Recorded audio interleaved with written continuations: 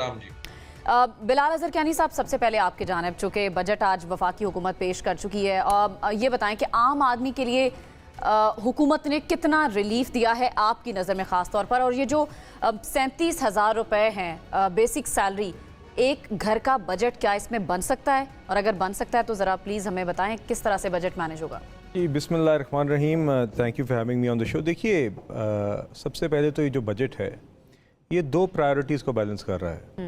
एक ये, आप जिन मुआशी हालात से पाकिस्तान दो चार रहा है और आज भी जिन हालात से गुजर रहा है वो सबके सामने, तो हमने दो चीज़ें बैलेंस करनी है। एक, मईशत के अंदर वापस ग्रोथ लानी है, रोज़गार लानी है, क़ुव्वत ख़रीद में इजाफ़ा लाना है, आमदन लानी है, सबसे कमज़ोर तबकात के लिए मदद लानी है, मगर साथ ही साथ हमने अपनी चादर देख के पाँव फैलाने हैं, अपने अपने खसारे कम करने हैं। जिस खसारों के नतीजों में हमारे कर्ज़े बढ़े हैं, आज हमारा इंटरेस्ट का अखराजात जो हैं वो बहुत ज़्यादा हैं, जिसकी वजह से कर्ज़े लेने पड़ते हैं मज़ीद, और उसकी भी जो खमियाजा है वो आवाम को ही भुगतना होता है। तो हमने ये दोनों चीज़ों को साथ लेके चलना है कि अपना खसारा भी कम करें और ये रिलीफ भी फ़राम करें जिसकी आप आगाज़ में बात करी थी। जहाँ तक देखिए रिलीफ की बात है, तो आपने देखा एक तो डायरेक्ट रिलीफ जो हुकूमत दे सकती है वो उसने एम्प्लॉयज़ को दिया। 1 से 16 ग्रेड तक के जो मुलाजिमीन हैं उनके लिए 25% इजाफ़ा हुआ तनख्वाहों में, 15% पेंशनों में इजाफ़ा हुआ। ये भी वो लोग हैं जो आमतौर पे ज़्यादातर लोग वो हैं जो 1 से 16 ग्रेड तक के ही मुलाजिमीन रहे हैं और रिटायरमेंट के बाद उनकी ये पेंशन हैं। आपने मिनिमम वेज की बात की कि 32,000 से हुकूमत ने 37,000 तक की है। बदकिस्मती से आलम यह है कि ये 32,000 भी अभी प्राइवेट सेक्टर में बहुत जगहों पे काफ़ी सारे एम्प्लॉयज़ को नहीं मिल रहा। मैं आपकी बात से मुकम्मल इत्तफ़ाक़ करता हूँ कि 37,000 रुपये या 32,000 रुपये पहले या 37,000 रुपये एक कंफर्टेबल लाइफ के लिए इन हालात में शायद नाकाफ़ी है। मगर ये याद रखें, ये मिनिमम वेज है। ये इसका मतलब ये है कि हुकूमत ये कह रही है, हुकूमत ये इल्तमास कर रही है प्राइवेट सेक्टर से भी, और उनको ये कह रही है कि आप कम अज़ कम किसी भी शख्स को किसी भी काम के लिए अगर एम्प्लॉयमेंट देते हैं तो किसी भी शख्स को 37,000 रुपये से कम आप तनख्वाह पे ना रखें। अगर आपकी कोई डोमेस्टिक हेल्प है, अगर आपके कोई ड्राइवर्स हैं या जिनको हम आम तौर पे अपने कॉर्पोरेट कल्चर में या अदरवाइज़ आपने दफ्तरों में जो आपके लोएस्ट सैलरी क्लासेस भी हैं उनकी भी कम अज़ कम तनख्वाह 37,000 होनी चाहिए, जो आप और मैं और हम सब जानते हैं कि अमली तौर पे ऐसा नहीं हो रहा। तो ये पुश देने का मकसद ये था कि जो वो लोग हैं ख़ास तौर पर जो आमतौर पर इससे भी कम तनख्वाह के ऊपर अपनी सर्विसेज फराम कर रहे हैं मुल्क में, कम अज़ कम उनकी तनख्वाहों में इजाफा किया जाए, मिनिमम वेज बढ़ाने का जी ये मकसद था। बट ओवरऑल देखिए, जैसे कि मैंने आपसे कहा, बजट का मकसद ये है कि हमने साथ ही साथ बेनज़ीर इनकम सपोर्ट प्रोग्राम, जिसके तहत सबसे जो आपके मुस्तहिक ख़ानदान और अफराद हैं उनको डायरेक्ट कैश की सूरत में मदद मिलती है, उनके बजट में भी 27% इजाफा किया है, जो कि 593 अरब रुपए बनता है जी। तो ये वो मेजर्स हैं जो इन मुश्किल हालात में भी उनके लिए मुख्तस किए गए हैं, जिससे डायरेक्ट रिलीफ आपके सबसे जो कमज़ोर तबकात हैं उनको मिलेगा। साथ ही साथ अपना हम फिस्कल खसारा भी ओवरऑल कम कर रहे हैं और प्राइमरी सरप्लस को भी बढ़ा रहे हैं जी। बिल्कुल सही है। तैमूर सलीम झगड़ा साहब, आप किस तरह से देख रहे हैं आज के बजट को? कितना रिलीफ आपको आम आदमी के लिए नजर आ रहा है इसमें? मुझे सिर्फ कंफ्यूजन नजर आ रही है। अगर आप देख लें, कभी कभी जब आप दो चीजों को बैलेंस करने की कोशिश करते हैं ना, या तो आप कामयाब हो जाते हैं, ना आप यहां के रहते हैं ना आप वहां के रहते हैं। एक तो चलिए सब कुछ छोड़ दें कि एक फॉर्म 47 हुकूमत को ये इख्तियार नहीं है, ऑल्दो इसका बहुत बड़ा इम्पैक्ट है बजट पे। जब आपके पास मैंडेट नहीं होता तो आप ना आवाम के साथ एंगेज कर सकते हैं, ना उस तरीके से वो रोड मैप दे सकते हैं जो आपको देना चाहिए। वो नजर आ रहा है, एक तरफ से IMF का प्रेशर, एक तरफ से इत्तेहादियों का प्रेशर, पीपल्स पार्टी कमरे में ही नहीं थी, एक तरफ से अपोजिशन का प्रेशर, नोइंग कि हुकूमत होनी उनकी चाहिए। अब उसमें अगर आप देख लें 3-4 चीजें, IMF के कहने पे इन्होंने रेवेन्यू टारगेट तो 9,000 अरब से 13,000 अरब का कर दिया, लेकिन कैसे किया और क्या बाकी बजट उसके साथ एक्चुअली टैली करता है या नहीं? 18,000 अरब के अखराजात में 10,000 अरब रुपए बेसिकली सूद की अदायगी है। मैं मानता हूं कि आप सरकारी एम्प्लॉइज की जितनी भी तनख्वाह बढ़ाएं, मतलब तनख्वाह कभी भी काफी नहीं होती, लेकिन ये वो लोग हैं, ये तकरीबन लेबर फोर्स का 5-6% हिस्सा है जिनके सबसे सिक्योर जॉब्स होते हैं। अब ये मैं वो बात कर रहा हूं जो एक सियासतदान नॉर्मली नहीं करता, लेकिन जब आपने 25% की इंक्रीज दे दी, ये सूबे भी देंगे। जब इसका इंपैक्ट आप सूबों और वफाक के अक्रॉस देख लेंगे, ये 1500 अरब रुपए का तकरीबन 1500 अरब रुपए का 1.5 ट्रिलियन रुपीस का इसका इंपैक्ट होगा।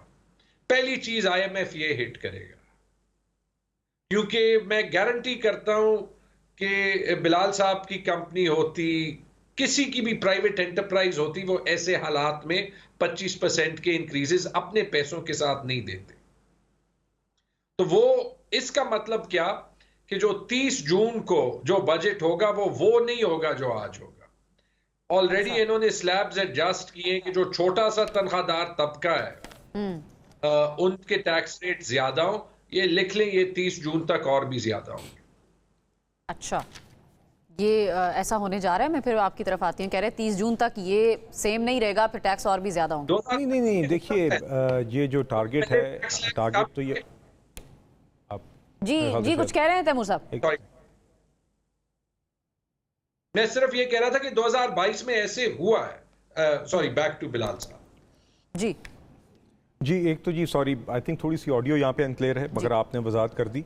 दूसरा ये कि जी देखिए, यकीनन एक तो बजट प्रेजेंट होता है तो उसके बजट सेशन के आगाज़ में प्रेजेंट होता है और बजट सेशन के अख्ताम तक कुछ तजावीज़ सेनेट की तरफ से भी आती हैं, फीडबैक आती है, और हुकूमत का काम होता है कि it remains open to any suggestions जो उस बजट को इम्प्रूव कर सकती हैं। तो हमेशा उसमें बजट के प्रेजेंट होने के बाद उसमें बेहतरी की एक्सपेंडिचर साइड या रेवेन्यू मेजर्स की साइड पे एक गुंजाइश होती है। मगर ये जो टारगेट है, ये मेरा ख्याल है जी यही रहेगा और इसी टारगेट को हम अचीव करना चाहते हैं, क्योंकि हमने इवेंचुअली अपना टैक्स टू GDP रेशो भी बढ़ाना है, और जो कि आज रीजन में भी हमारे अपने ख़त्ते में भी काफ़ी रिलेटिवली कम है।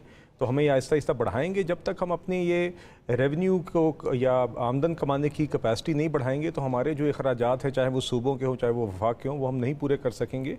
तो इसमें कोई शक नहीं है कि there is always a possibility that the budget में हाँ, तो मामूली सी तब्दीलियाँ हमेशा मुमकिन होती हैं। जी ठीक है, अकबर साहब, आप किस तरह से देख रहे हैं इस बजट को? आपको लगता है कि एक आवाम दोस्त बजट आज पेश किया गया? Thank you very much Anam for having me on the show. देखें, बड़ा अच्छा 2-3 बातें यहाँ कहीं कहीं बाय माय वर्दी कॉलीग्स। तो मैं आपको ना एक बड़ा ब्रीफ सा एक स्वॉट एनालिसिस पेश करता हूँ जी, strengths and weaknesses of the budget. देखें, पाकिस्तान में ना जो बात नहीं हो रही वो ये नहीं हो रही कि ऑलमोस्ट 40% ऑफ आवर पॉपुलेशन जो है ना ख़त गुर्बत से नीचे चली गई है। लोग 40%, this is a staggering number, यानी कि तकरीबन 9 करोड़ लोग पाकिस्तान में गुर्बत में ज़िंदगी गुजार रहे हैं। तो वक्त खाना नहीं खा सकते।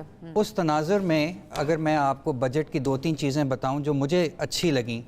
नंबर 1, जो इन्होंने जिस तरह से मिनिमम वेज को ऊपर किया है, जो ये बता रहे थे, मैं इनसे रिक्वेस्ट करूंगा कि सिर्फ इसको ऊपर ना करें, इसको एक आप प्रोटेक्शन दें थ्रू लेजिस्लेशन, कि किसी को ये अलाउ ना हो कि वो कम उससे पे करें। नंबर 1। नंबर 2, मुझे ये चीज़ भी बहुत अच्छी लगी कि इन्होंने एक मैसिव इंक्रीज़ किया है बेनज़ीर इनकम सपोर्ट प्रोग्राम के अंदर टू 593 बिलियन रुपीज़।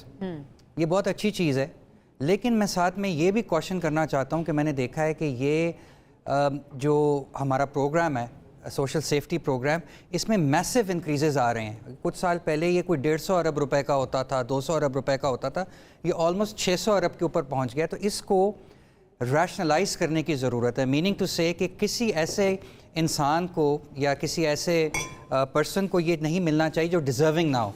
अब हमारे पास बहुत सा डेटा आ गया है Anam, national socio economic registry है, बेस्ट का डेटा है, आपके पास नादरा का डेटा है, आपके पास इलेक्ट्रिसिटी की कंजम्पशन मौजूद है, बिल मौजूद हैं, आपके पास ये मौजूद है कि कौन बाहर ट्रैवल करता है, so on and so fourth. तो इसको रैशनलाइज करने की ज़रूरत है। तो ये नंबर जो है इसका नंबर कम करने की ज़रूरत है। तीसरी चीज़ जो मुझे पसंद आई या मैं उसको कहूँगा कि वो एक इम्पॉर्टेंट चीज़ है कि ये IMF की जो बताई गई गाइडलाइंस हैं उसके मुताबिक इसको, क्योंकि वो एक बहुत अहम चीज़ है, हमें उसके मुताबिक बजट पेश करना है ताकि हम जो एक्सटेंडेड फंड फैसिलिटी है उसको सक्सेसफुली ले सकें। वो बहुत इंपॉर्टेंट है हमारी कंटिन्यूड स्टेबलाइजेशन के लिए। तो ये तो हो गई बातें जो मुझे पसंद आई इस बजट में। अब मुझे आप अलाउ करें 2 मिनट। जी ज़रूर। I want to talk about कि क्या चीज़ें इसमें वीकनेस मुझे नज़र आती है। अनम, ये जो बजट प्रेजेंट किया गया है ना, ये एक पर्टिकुलर पॉलिटिकल कॉन्टेक्स्ट में प्रेजेंट किया गया है। इस मुल्क में एक ख़ास किस्म का पॉलिटिकल कॉन्टेक्स्ट भी है, कॉन्टेक्स्ट भी है और कॉन्टेक्स्ट भी है। देखें, जो सोच आ रही है ना सामने फ्रॉम द गवर्नमेंट, वो ये आ रही है कि हम ग्रोथ करके, इन्होंने 3.6% का टारगेट रखा है। अगर आप PSDP देखें उसमें मैसिव 40% का इंक्रीज़ है, वहाँ से ये ग्रोथ लाने की कोशिश करें। तो ये समझ रहे हैं कि हम इकॉनमी को हिट करने से हम जो पाकिस्तान का बेसिक पॉलिटिकल प्रॉब्लम है ना, लोग वो भूल जाएंगे। ये मेरा नहीं ख्याल ऐसा होने वाला है, क्योंकि ये जो पॉलिटिकल प्रॉब्लम है ना अनम, ये एक आइडेंटिटेरियन कंसर्न बन चुका है और उसको एड्रेस करने के लिए आपको पॉलिटिक्स के थ्रू, पॉलिटिकल प्रॉब्लम का हल पॉलिटिक्स में है, वो इकोनॉमिक्स में नहीं है। इकोनॉमिक्स के अंदर जो आप चीज़ें कर रहे हैं एज गवर्नमेंट बहुत अच्छी हैं, मैंने आपको बताया, मैं अप्रिशिएट करता हूँ। लेकिन साथ ही साथ मैं ये कहूँगा, this is my final point and I think it's a very important point, कि जिस किस्म के आप टैक्सेस बढ़ा रहे हैं, प्राइवेटाइजेशन की तरफ जा रहे हैं, इस पॉलिटिकल कॉन्टेक्स्ट के अंदर जहाँ आपने पॉलिटिकल प्रॉब्लम को या इशू को एड्रेस नहीं किया, सोशल अनरेस्ट और डिसरप्शन बढ़ सकती है। तो मैं बस इस पे यही कहूँगा। आपकी सजेशंस भी आ गई, हम इस पे कमेंट भी लेते हैं। लेकिन तैमूर सलीम झगड़ा साहब, आपसे अगर मैं ये पूछूं कि आपके एतराज़ात इस बजट पर, अगर कोई 3 बड़े पॉइंट्स, 3 बड़े एतराज़ात आप बता सकें आज के बजट में। 3 से ज्यादा है। मैं आपको जो है वो टॉप ऑफ माइंड जो आता है, मैंने आपको तनख्वाहों का ऑलरेडी बता दिया। जी। This is not costed and इसका इम्पैक्ट होगा। पेंशन रिफॉर्म की औरंगजेब साहब ने बात की, एक फैक्ट करेक्ट कर दूं कि जो पेंशन रिफॉर्म वो शुरू करेंगे, नए एम्प्लॉइज के लिए कंट्रीब्यूटरी फंड शुरू करना, वो तो खैबर पख्तूनख्वा में हो चुका है। जो इनको एक स्टेप अभी आगे जाना चाहिए था कि जो एग्जिस्टिंग एम्प्लॉइज हैं जिनकी पेंशन अगले 40 साल तक 25% बढ़ेगी, उसको कैसे फंड करना है, उस पे वो कदम लेने के लिए तैयार नहीं है। ये वो अक्कासी करता है कि द गवर्नमेंट इज अफ्रेड, डर रहे हैं बोल्ड स्टेप्स लेने से। इन्वेस्टमेंट ले लें, एक्सपोर्ट्स ले लें, कोई बात ही नहीं हुई, क्योंकि एक प्रॉब्लम फिस्कल है, एक प्रॉब्लम फॉरेन रिजर्व्स का है। बल्कि जिस तरीके से वो IMF को टैक्स के नंबर्स दिखाने के लिए एक्सपोर्ट टैक्सेस की इक्वलाइजेशन की गई, हालांकि इसमें थियोरेटिकली कोई मसला नहीं। आप एक साल में एक्सपोर्टर्स को कहेंगे कि 1% से 45% पे जाएं, वो नहीं जा सकेंगे, आपको रिवर्स करना पड़ेगा। इसी तरह रिटेलर्स को टैक्स करने की बात हुई, एंड में ये कहा मैन्युफैक्चरर्स को कि इनसे विद होल्डिंग टैक्स काटे, वो तो सीधा आप पे और मुझ पे लगेगा। यानी कि ये महंगाई 11% 12% पे नहीं रहेगी। एंड में आप ये सब, और एक मैं और चीज कहूंगा, ये जब नंबर्स दिखाते हैं ये सूबों को भूल जाते हैं। इन्होंने तो पीपल्स पार्टी को कॉन्फिडेंस में नहीं लिया। अभी मैं देख रहा था 25% इन्होंने तनख्वाह बढ़ाई है, NFC नहीं हुआ। पिछले साल भी इन्होंने फाटा की तनख्वाहों की रिलीज 66 अरब रखी थी, इस साल भी 66 अरब रखी है, उससे पिछले साल भी 66 अरब रखी थी। इन द लास्ट 2 ईयर्स इन्होंने 70% तनख्वाहें इंक्रीज की है। तो ये फाटा पाकिस्तान का हिस्सा नहीं है या KP पाकिस्तान का हिस्सा नहीं है, या इनको मैथमेटिक्स करनी नहीं आती कि हर साल हमें अपने जेब से मजीद पैसे देने पड़ेंगे। क्योंकि ये जब फाटा खैबर पख्तूनख्वा को देते हैं तो उस वक्त तो ये कहते हैं कि ये मुल्क के लिए इसको संभाल लो, लेकिन अभी जो है वो यही होता है।